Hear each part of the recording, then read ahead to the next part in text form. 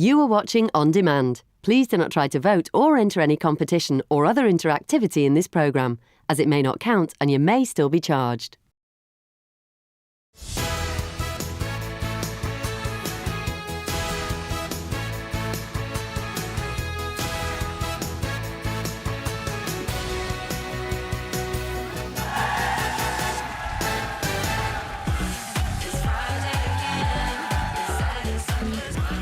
Today on your Loose Women Live, it's Kay Adams,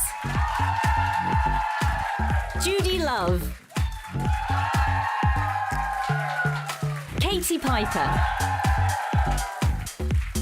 and Sunetra Sarkar.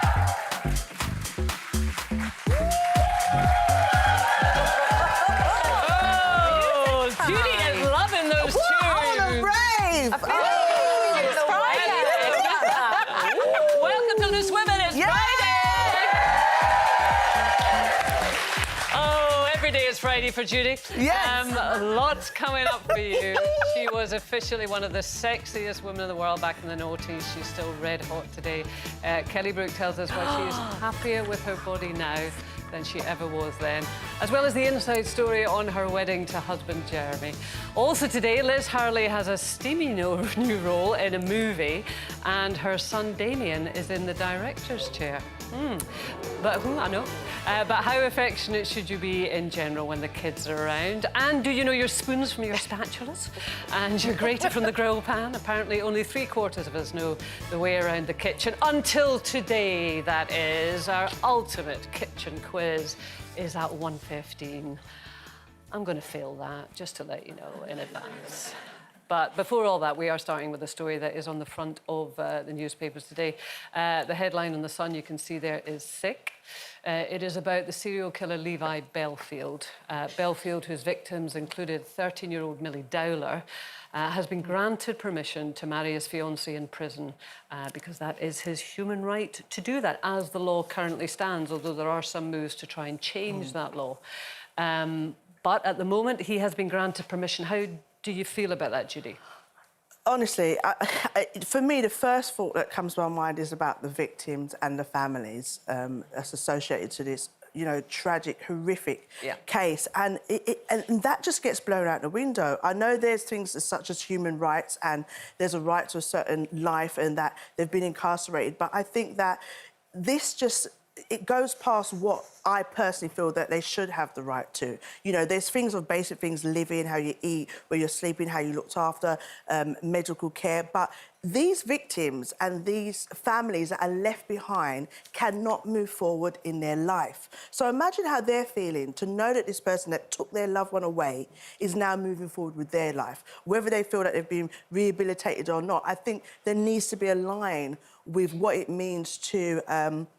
reap the sows of what you've done, your crime, then to actually just be granted to carry on to get married. I mean, Katie, you are probably best placed of all of us to talk about this. Well, I agree with what Judy said, and that headline, Sick, is right. Levi Belford is a sick man, he's despicable, and he will never be released from prison. No, he will never be released from prison. He has a whole life term. Yeah, but, you know, just recently I've been out in America filming a documentary all about women in prison. It's about motherhood behind bars. It goes on telly on the W channel next week on Wednesday night. And it really, you know, I volunteer in the UK in prisons here. I work here. And the incarceration is the punishment. You take away somebody's liberty, you take away their freedom. And then all prison is rehabilitation. It isn't punishment every single day. And it is someone's human right to connect with people and have relationships.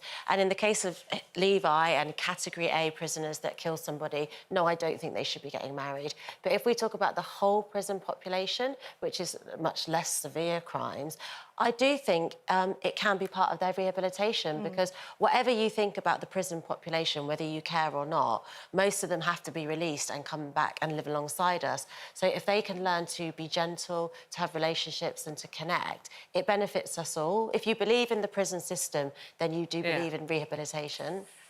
Yeah, you see, now, for me, the reality is how practical is this marriage? You know, we're using the word marriage.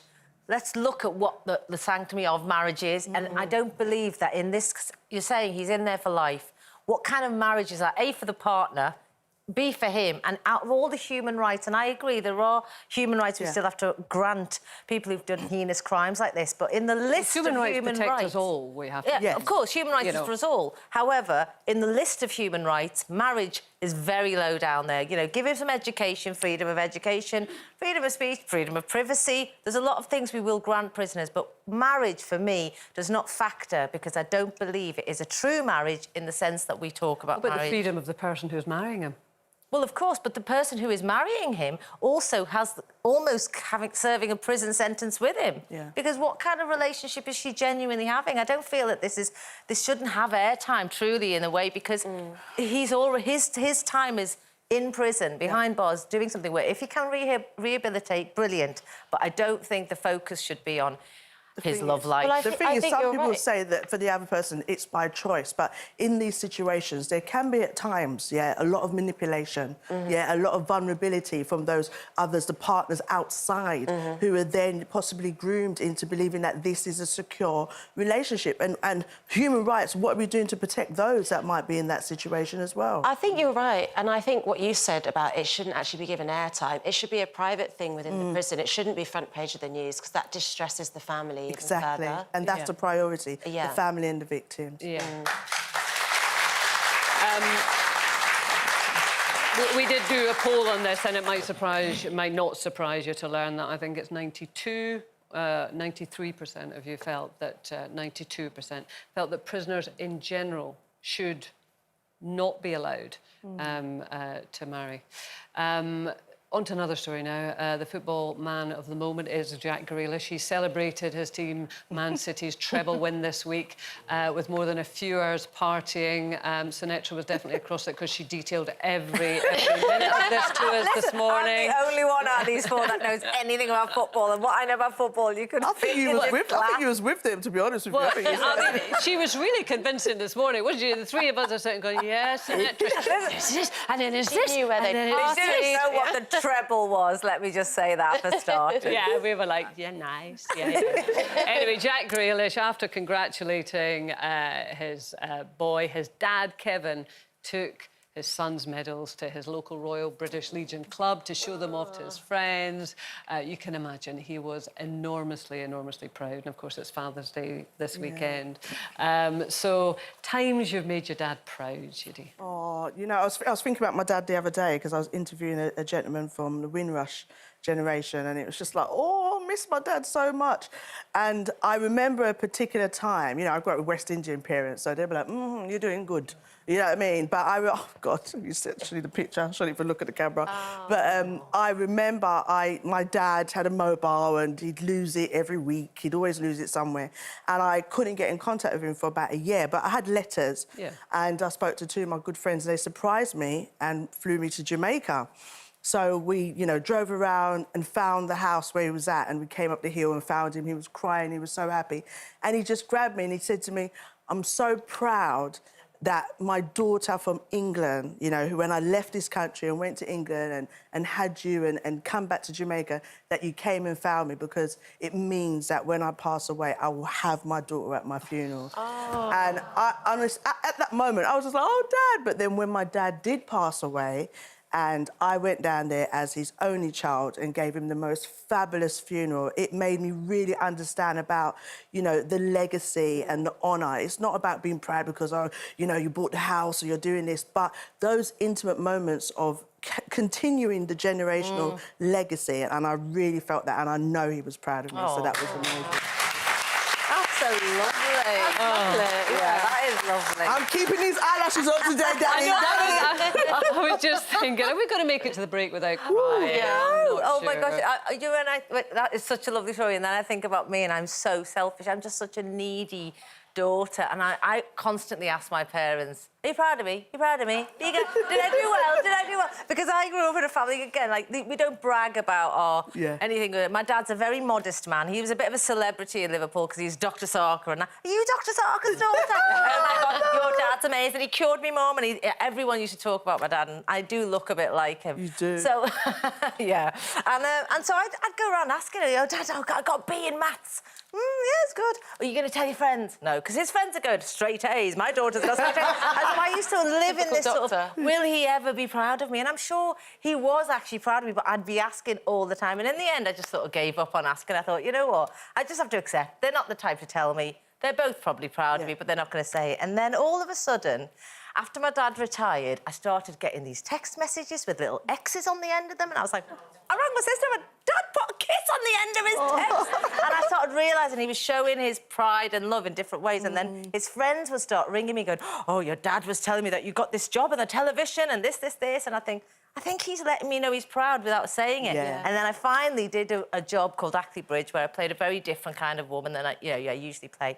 And he rang me and he said, yeah, you're a very good actress. And I remember thinking, oh, my God, I'm going to cry. My dad thinks I'm amazing. And I think I got the approval. Well, I think a bit of it is you don't want your kids to think that they have to achieve things in order for them to be proud of you. Yeah, do you know, I've always, with my parents, I'm the middle child, I've got a younger sister and an older brother, and they've always been really fair, where we're all really different, we've done different things as our careers, and we've always had that sense that they're proud of us just for being us. It's not about academic achievements or those big kind of accolades, and I think it's actually been more about our happiness. Yeah. So when I've been truly happy is when I've felt that from my parents. Like when I got married, my dad cried. You know, when I was the first one to have a baby out of all the siblings, and when I had that first child, they came and we were almost all in silence in the room with the baby because it was just such an amazing moment. So it wasn't like I've got to do this to make my parents proud. Yeah. They were just proud of us, and that was great. Yeah, I think we were the same, and you know, so you say that you've got siblings, and I think, like, as a parent now, and I suppose I think my mum and dad both gone, so I think probably more as a parent now. I mean, your children are going to be different; they're going to do different things. So if you start sort of being proud of one for achieving something, then is that going to impact on the other one? True. You know, so actually, you just want your kids to know, and I certainly, thankfully, felt this from my parents, that, you know, they were proud of me, but not for what I did, just for the relationship. Is that your dad there? There's my that's dad. a lovely picture. There's my dad. And, you know, I love my dad. We had such a great connection. We shared the same sense of humour. And my best moments with my dad were when we were just sitting laughing about something. Yeah. And, like, in terms of, I think I've been proud of him. And, like, he was a very gregarious person, but he was ill towards the end of his life. He was in a wheelchair. And, you know, we'd go around the park and I'd push him around, and we were still able to have a giggle and have a laugh. And he was still a lovely man in illness. And that made me so proud of him. He kept that character, Because it's easy to be a great guy when you're handsome and you're in the sort of prime of life. But if you're still that person, you know, when you're coming to the end of your life, then, you know, I was really proud of him. Sounds very then. resilient. That's so lovely. Yeah. That is so beautiful. Anyway, we made it to the break. We made it to the break. Still to come, are you a rat? Yes, you heard me right. Becoming a rat is the hottest new trend this summer.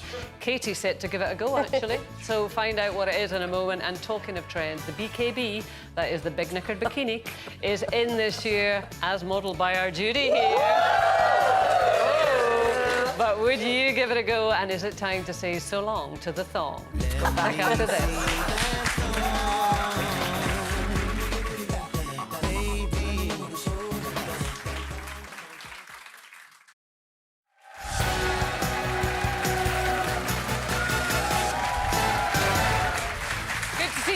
Still to come, find out why you should be embracing your inner rat this summer. Yeah, I did say rat. And she was one of the most popular pin-ups of the noughties and the original host of Love Island. Yes, for the next 5 weeks, you're going to be Cupid. By the time we're done, you could have created the next Brad and Jen. Split up. Tom and Nicole. Split up. Jordan and Peter. There we go, Peter and Jordan. That's what it's all about, folks. There we go. Kelly Brook is going to be telling us why she wasn't quite as confident back then as you might think. More on that later. First, it is competition time. We have got an incredible prize up for grabs. It's a big one. We are giving away £250,000. Here's Gawk in Ibiza with all the details.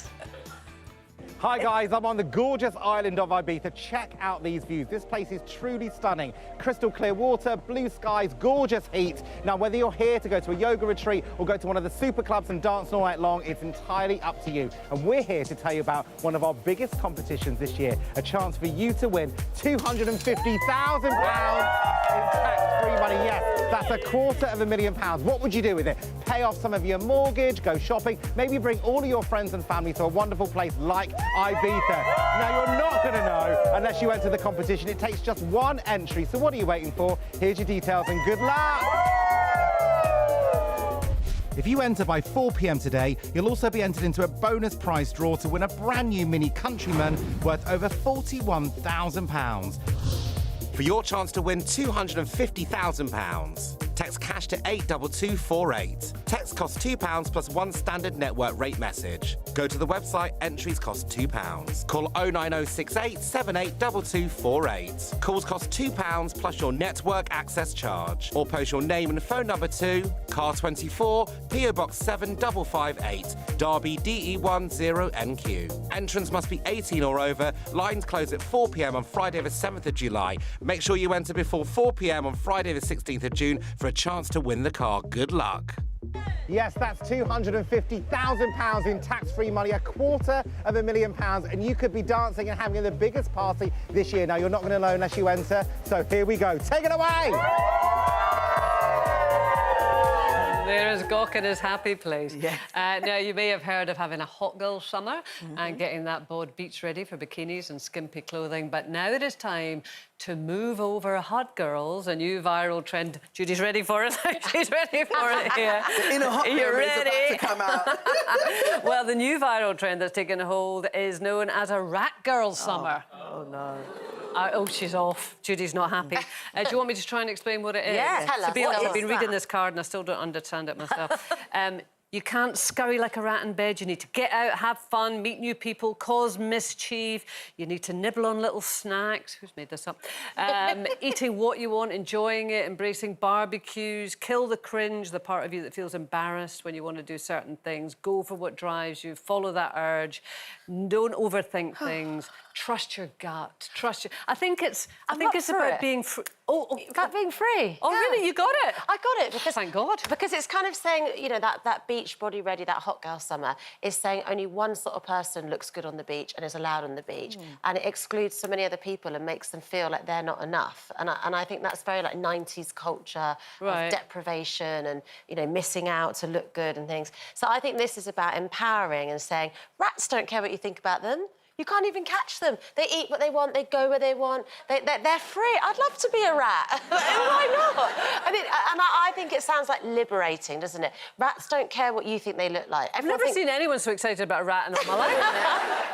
But it's that thing of, like, laying on the beach and just being you, and you don't care what everyone else thinks of you. And I think that's quite empowering. Sold to Katie. Yeah. Wow. We've got a rat girl. Are you a rat girl, Sinetra? I mean, I don't even understand. This whole rats don't care about what people think of them.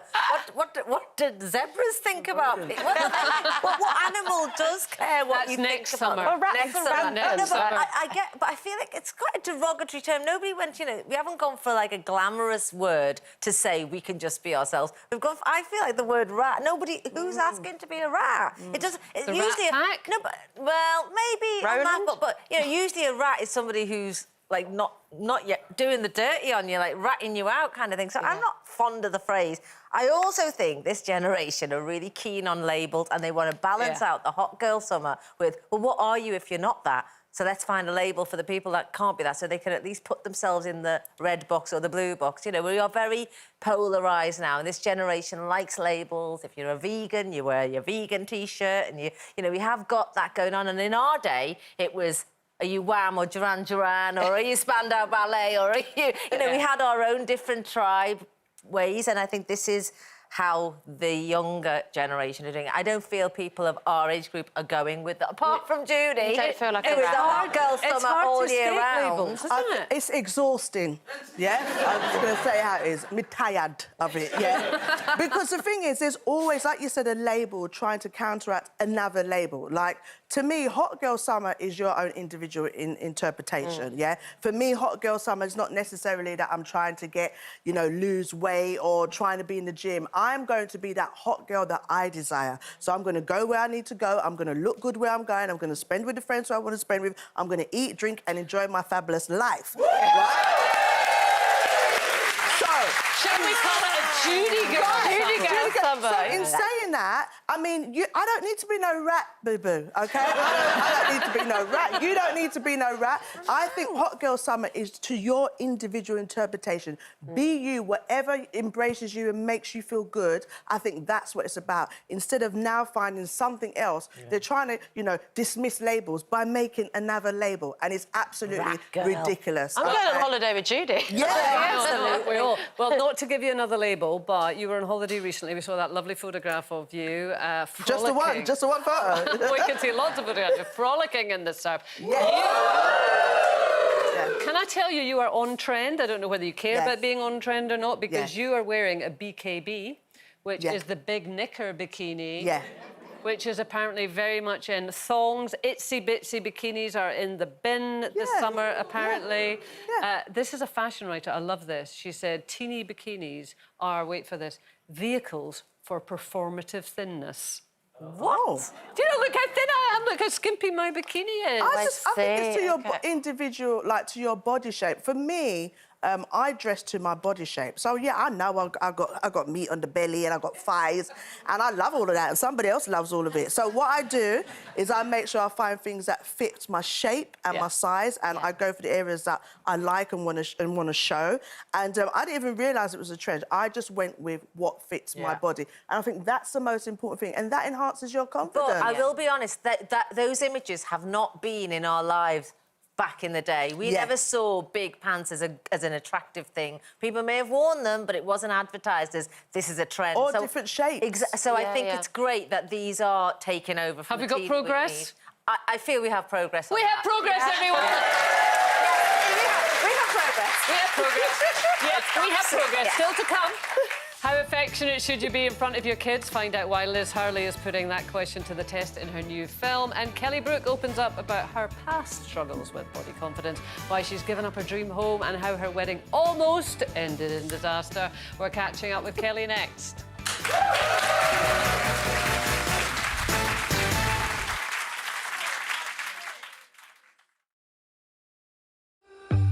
On Monday's menu, we have the master chef who went from famous foodie to fitness icon. Now, the wonderful Greg Wallace opens up about family life and being a proud dad to an autistic child. Plus, we'll be asking for his secret recipe for a healthier, happier life. I am fitter and healthier now at 57 than I was at 27. Monday on Loose Women.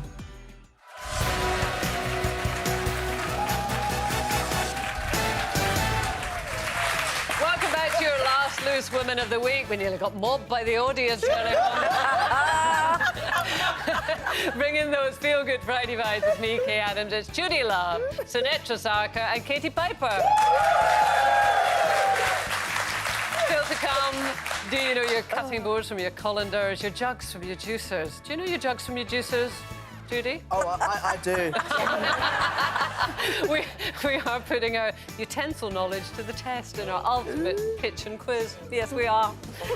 But first, she was splashed across the front pages of the lads' mags and the noughties. But behind the glossy exterior, Kelly Brook was actually struggling with her body confidence. Now, in her 40s, she is super proud of how she looks, and so she should be. It is the gorgeous Kelly Brook.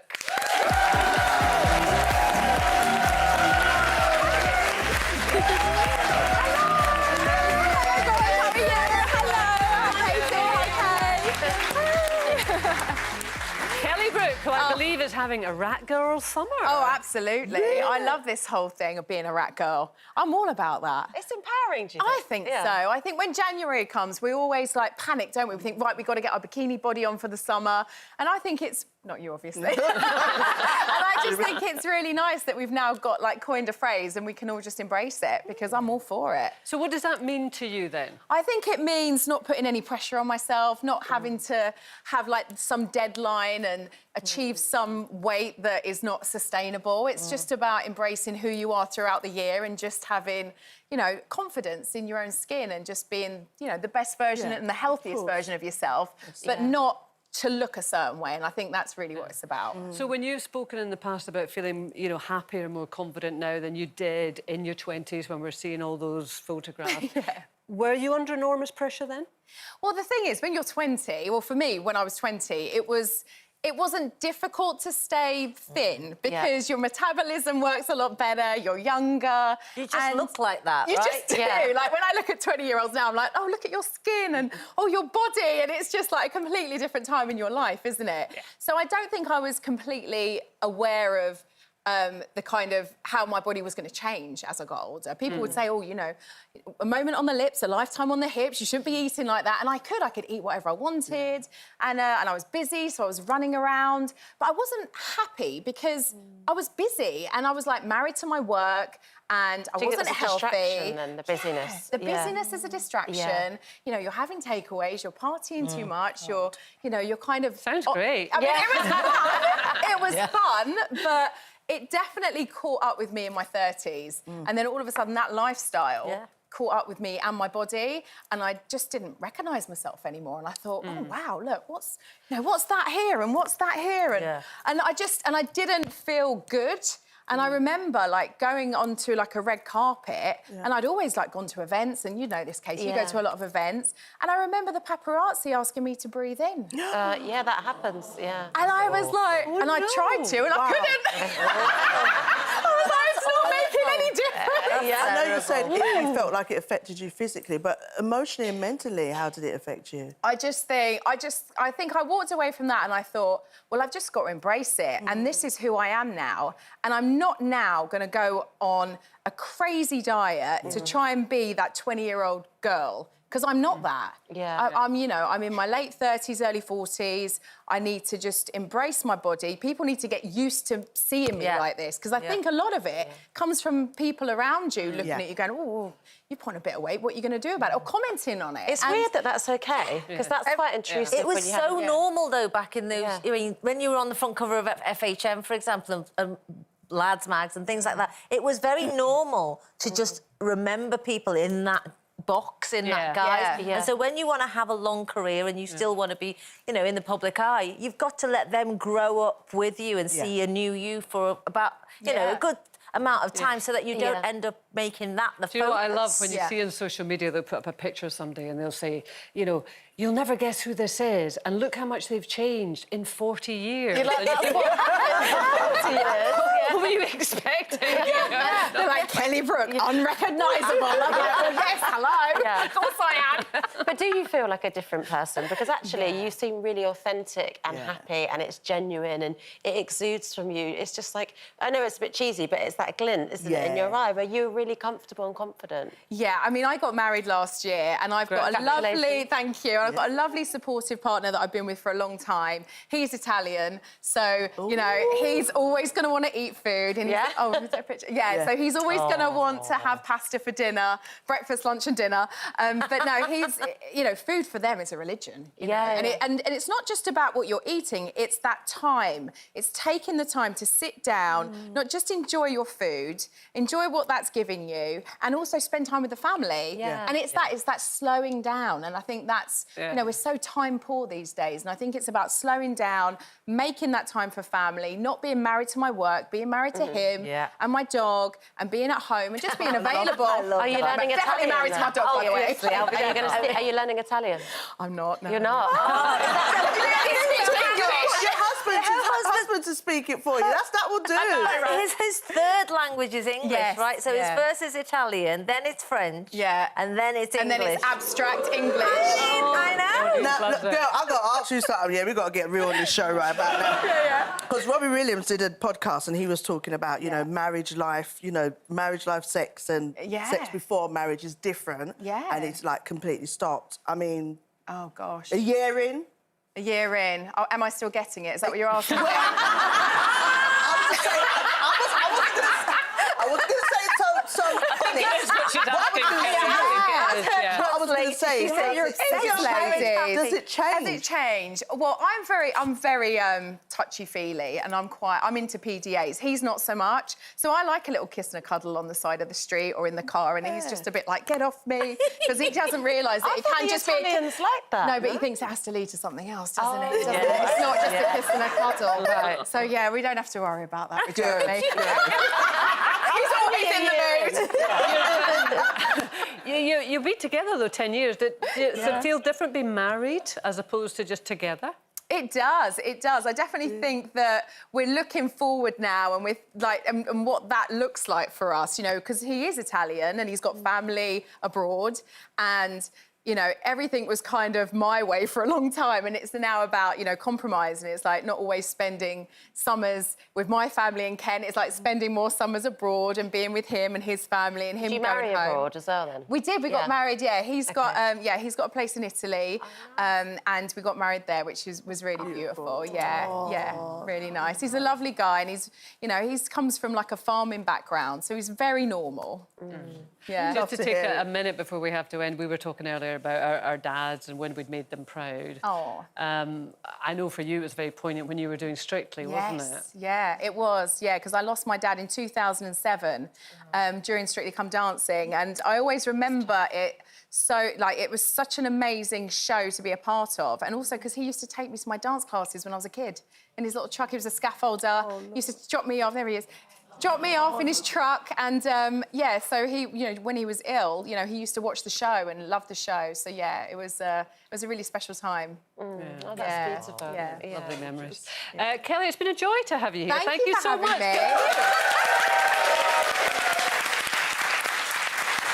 We're now all going to have Judy Girl Summers and Kelly Girl Summers. That sounds a lot better.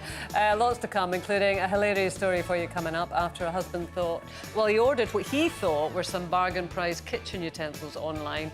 His wife was more than shocked when he used them to whip her up a bit of breakfast. But can you spot why? I don't know if you saw it in that photograph there. Find out next.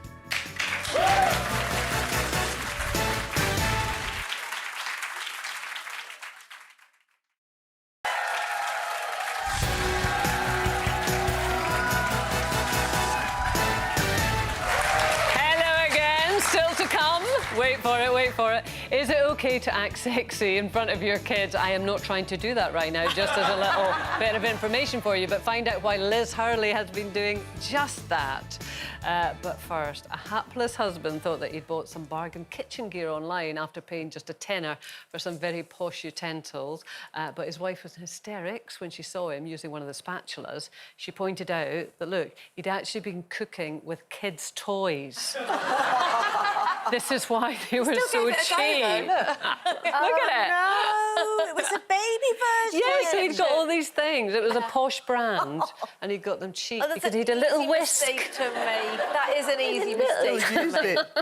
You're very smart. So, how well do you know your way around the kitchen? Awful. I buy so many gadgets in the shop. Going, I love a that gadget. Good. And then I get home and I must have thrown the packaging away, so I don't actually know what it does anymore. No. Then when I pull open the drawer, I go, oh, what was that for? Was it for carrots? Or was that way? And then I just put it back down, or try, and it doesn't do something, and I end up having a drawer full of gadgets that I don't actually know what they do. So I am exactly the right person. I'm so bad. Are you bad as well? No, I'm bad in the sense of I get cussed about it all the time. I've got one favourite knife and I use it for everything. I use it for everything. Apart from meat, I've got another one for meat, but I use it for everything. I mean, I can sit there, cut an apple, cut a cucumber, open a drawer. I mean, I'll use that one knife for everything. And then I've got this one particular pot, and it's just at the edge of life. But I'm the same. Is that not normal? Yeah, I don't know. I don't subscribe to gadgets. I think it's a bit lazy. I love a gadget. No, I just recognise, and that's it. I don't need a special plunger to open an avocado. Oh, really? Don't you Old school, just, cut it. Oh, I love it. I've actually got a little device that makes a boiled egg square. Oh, please. You see, I'd buy that. You're going to be good at this, then. No, because you slice it. Judy, honestly, you slice it and then you put it on a piece of toast, bit of square toast. Okay, before that was get me one of those. Please get me one of those. Anyway, do you want to play Mastermind? Mastermind, Mastermind, look.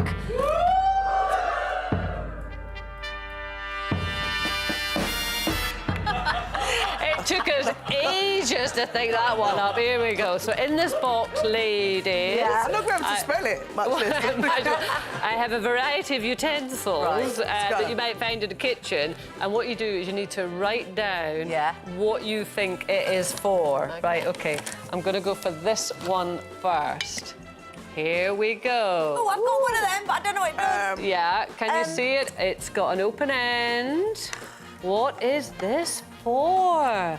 The audience is all over Twitter. There we go. Have we written it down, everyone? OK, Judy, would you like to tell us what you think that this little device is for? It might be a salt and pepper grinder. A salt and pepper grinder. You are wrong.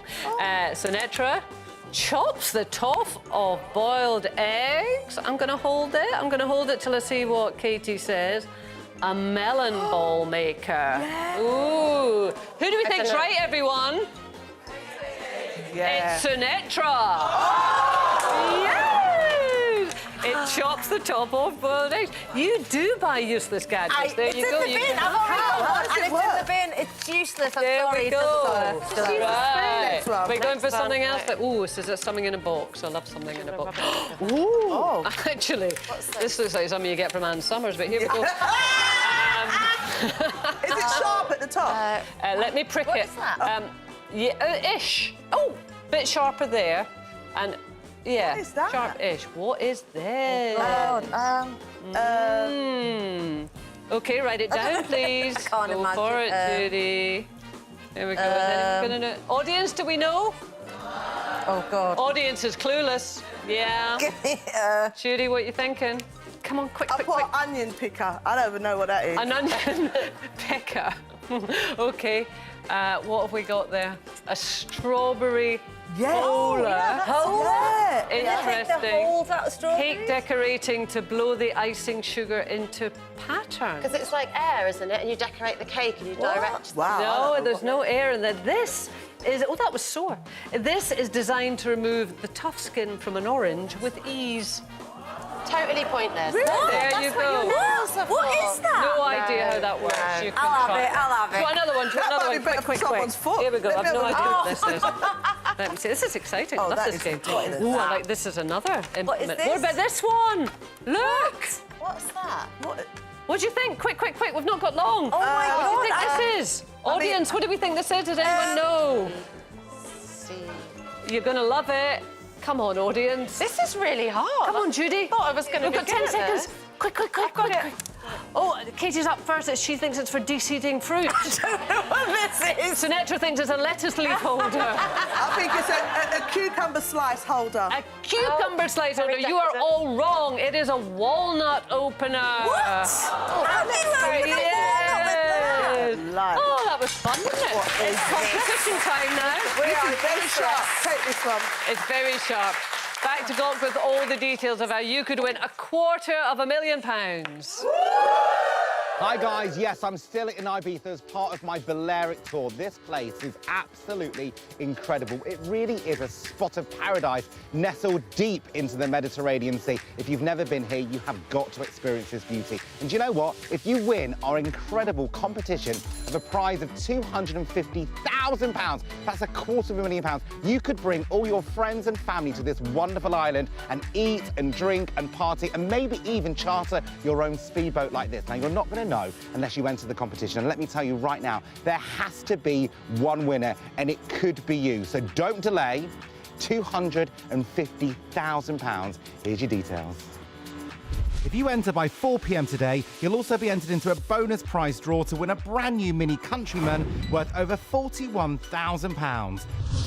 For your chance to win £250,000, text cash to 82248. Text costs £2 plus one standard network rate message. Go to the website, entries cost £2. Call 09068 782248. Calls cost £2 plus your network access charge. Or post your name and phone number to Car 24, PO Box 7558, Derby DE10NQ. Entrants must be 18 or over. Lines close at 4 p.m. on Friday the 7th of July. Make sure you enter before 4 p.m. on Friday the 16th of June for a chance to win the car. Good luck. Now, watching raunchy scenes on the telly with parents can be uncomfortable for many of us, but it doesn't look like an issue for Damien Hurley. He's gone one step further and he has actually directed his mum, Liz Hurley, in a frisky kiss with another woman in his new film, Strictly Confidential. Ooh, there you go. But how affectionate should you be in front of your children, Sinetra? Oh, so Sinetra. I mean, straight at me, as if this is my forte. I have had a slight incident recently, only because my son... Would you tell? Well, no, it's nothing like that. It's just because I was thinking about the Liz Hurley and son. I was thinking, it is hard, isn't it, if your mum's on telly? And my son's grown up watching me on various TV shows, but there was an incident recently where I was explaining an actor that he liked on a show like The In-Betweeners. I said, oh, I think I worked with him, and I was trying to find it. And as we were watching No Angels, I remembered I was like a naughty nurse on this show, and it was like, and his face and my face, and I could sort of sense we were both a bit awkward, and he went, I don't even want to watch this, Mum. And I was like, oh! I wasn't doing anything physical, but I did realise, actually, I can't put him through some things that you think is acceptable because it's fine, but maybe for them, you have to wait till they're ready to see it. But as a rule, I think parents being close and loving and affectionate and fun and flirty with each other is something really important for kids to see. Yeah, I think so. I agree. I think you need to grow up seeing affection and intimacy, because otherwise it affects your adult relationships. You can become a bit cold and disconnected. But saying that, my eldest, who's 9, if I so much as peck Richie on the cheek, she starts doing vomiting signs. Yeah. So we're not allowed to. We're banned by her. She hates it. That's just an age they go through, isn't it? Yeah. So did you grow up... I mean, were you aware that your parents were sort of affectionate, and did you... I knew they weren't forced to be together, but they would never have like kissed in front of me or anything like that. They would we'd go on like walking the dog together, and they'd hold hands and they'd have their arms on each other. But no, there were no tongues down throat. More conservative. Right, yeah, no tongues more down. conservative. What about yours, Kay? Well, no, I don't remember seeing a tongue down a throat right enough. I was always aware that there was a sexual connection with them. Really? Oh, wow. Yeah. I mean, I knew they fancied each other. That's great. Yeah, I was very aware of that. I mean, they had some great rows as well, don't get me wrong. But I mean, I suppose with a lot of you growing up in families where it's just like, you know, like white noise. And so we didn't have that. There was either a bit of ooh la la or a bit of ooh, which was good, I think. Yeah, I think it's important. I would happily be kissing my partner in front of my Would kids. you do full-on snog? I wouldn't do a full-on snog because I think snogging is it's quite sexual. It's the lead on, isn't it? It's quite intimate. It takes to another place, and it's so noisy. So... She's a slapper. Do you know what I mean? You don't need that. But no, I think it's important, especially as a single parent. I need my children to see, you know, mummy's hand being caressed softly or foot being rubbed or, you know, being, you know, taken care of and being nurtured because, you know, they need to see that, for one, for my daughter to know how she should be treated, and two, for my son to see how he should treat, you know, his future... Right, I'm beginning to feel uncomfortable. I don't know where you're going to go with this, so we're going to finish it. That's it for today. We're back on Monday when Greg Wallace will be telling us all about life as a dad. Till then, have yourself a great weekend.